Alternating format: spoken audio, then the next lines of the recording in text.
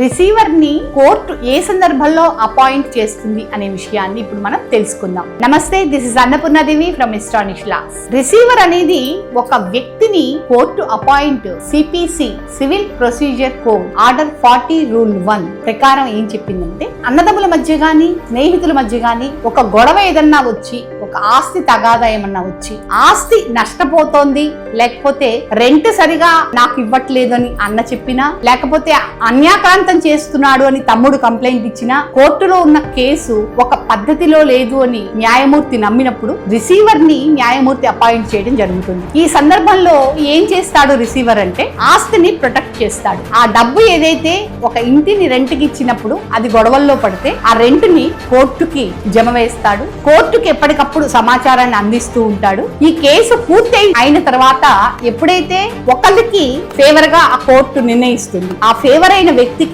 ఈ రిసీవర్ ఆ అమౌంట్ ని కోర్టు ఆధ్వర్యంలో అప్పచెప్పడం జరుగుతుంది. ఏదైనా గొడవల్లో ఉన్న ఆస్తి గురించి భయంగా ఉంటే అన్నపూర్ణాదేవిని కాంటాక్ట్ చేయండి. నమస్తే.